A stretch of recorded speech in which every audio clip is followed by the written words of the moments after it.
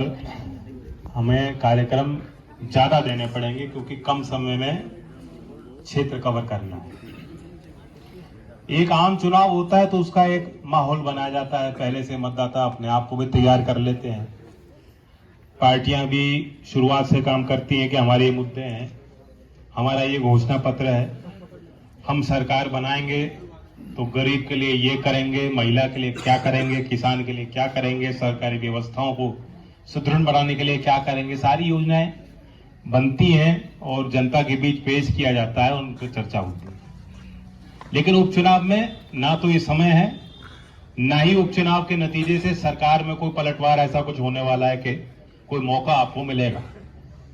तो फिर रुचि कोई आम मतदाता है चुनाव में क्यों ले? गांव के लोगों को तो इसलिए लेनी चाहिए क्योंकि हम लोग पिछड़ रहे हैं।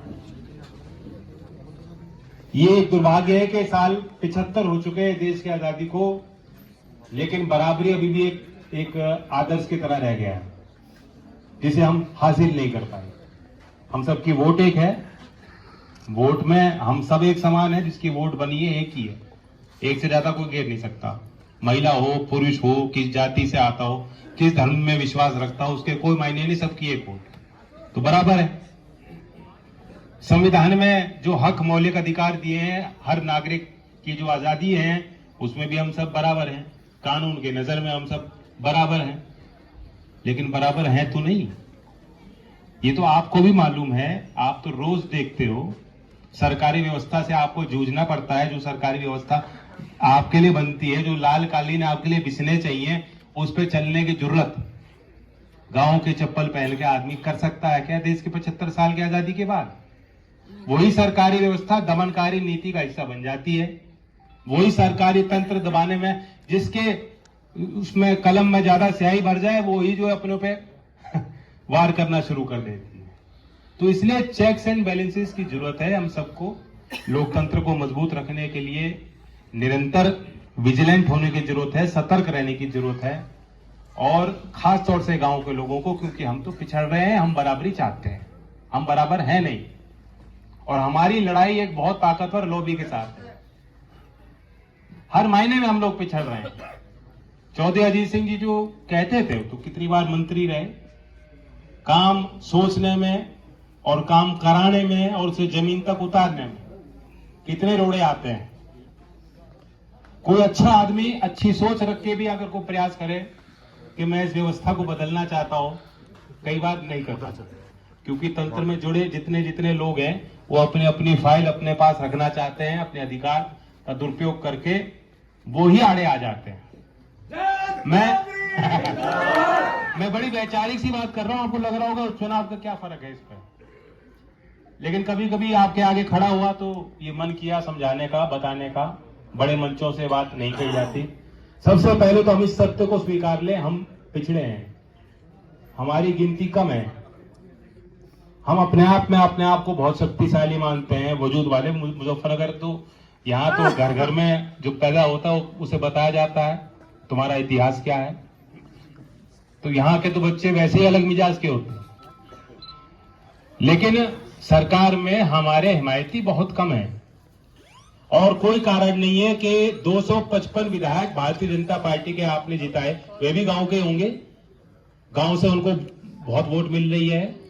वोट जो देता है वो अपना दबाव भी बनाता है। राजनीतिक आदमी में दबाव रहता है कि मुझे यहाँ गांव से वोट मिल रही है, मेरी जवाबदेही है। उससे भी तो किसान कहते होंगे, विधायक जी गन्ने का भाव क्यों नहीं दे रहे, विधायक जी लागत बढ़ गई, गन्ने का भाव 400 रुपए क्यों नहीं हो रहा, 450 क्यों नहीं हो रहा, मांगने को मांग रहे होंगे लोग। और वो कहां ऐसा चेहरा दबाकर नीचे अपना झुकाकर क्या कर रहे होंगे विधायक 255? थोड़ी तो शर्म होगी उनके अंदर। एक भी कभी गया विधायक अपने मुख्यमंत्री के पास कहने के 20 नवंबर है, अभी तक रेट ही घोषित नहीं, नया इतिहास रच रहे, अगले साल ही करेंगे रेट। तो ये एक उदाहरण जीता जाता है, आप पिछड़ रहे हो।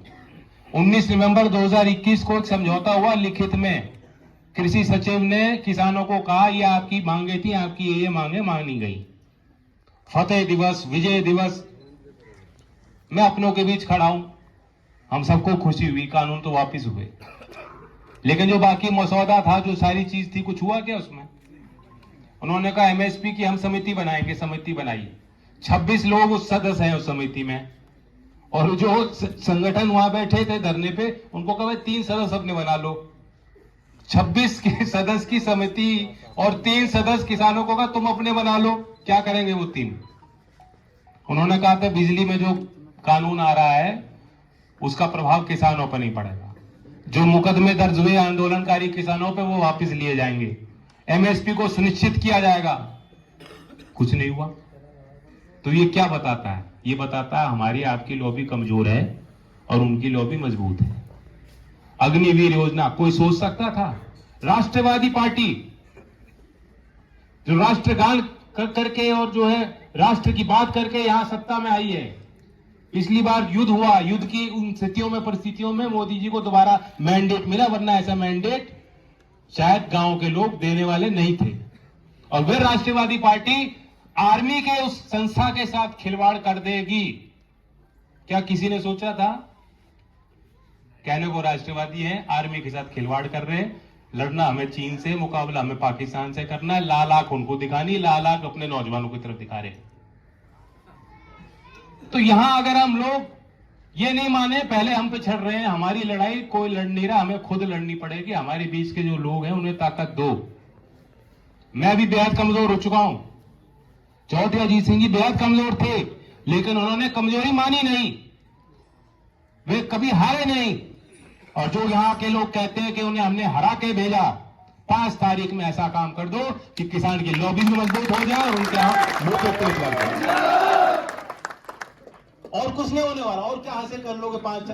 ऐसा तो है नहीं कि पिछली सरकार में इतने काम हो रहे हैं जो रुक जाएंगे। नहीं, मैं सोच रहा हूं नागरिक अगर मैं मतदाता इस क्षेत्र का होता, मैं आपकी तरह सोचूं कि मैं क्या हिसाब लगाऊं कि मेरे गांव में बहुत बड़े अच्छे बढ़िया काम हो रहे हैं, खतौली स्मार्ट सिटी बनने वाली है, मेरी आय दुगनी होने वाली है, खेती से इतना फायदा हो गया जब से मोदी जी आए, और मेरे बच्चे जो आर्मी में जा रहे हैं उनको तो स्थायी नौकरी मिल गई। कुछ भी तो नहीं हुआ। तो आपको क्या हासिल होने वाला है? कम से कम 5 तारीख के चुनाव के बाद जो विश्लेषण हो कि भाई क्या हुआ, नतीजा 3 सीट यूपी में जा रही हैं, और खतौली के उपचुनाव का नतीजे का विश्लेषण हो, तो ये तो हो कि चौधरी साहब की कर्मभूमि चौधरी साहब के साथ है, उस विचारधारा के साथ है। किसान भारतीय जनता पार्टी से नाराज हैं, रुष्ट हैं कि आपने गन्ने का भाव नहीं दिया, कि खतौली क्षेत्र का नौजवान कह रहा है कि 4 साल की अग्निपथ योजना बेकार है, हम इस योजना को स्वीकार नहीं करते। हम चाहते हैं कि स्थायी पक्की नौकरी मिले, हम चाहते हैं सरकारी भर्तियां होती है समय पर हो, हम चाहते हैं जो बिजली का बिल इतना महंगे आ रहे हैं हम चुका नहीं पा रहे, कुछ छूट किसान को मिलनी चाहिए। अगर इन बातों को हम हासिल करना चाहते हैं तो 5 साल में पहले चोट दो, और चोट नहीं दोगे, कुछ मांगोगे नहीं, तो आपको अधिकार कोई देने वाला नहीं, कोई उपकार करने वाला नहीं। 5 तारीख, इससे ज्यादा कुछ कहने को नहीं मेरे पास, और कोई तरीका नहीं।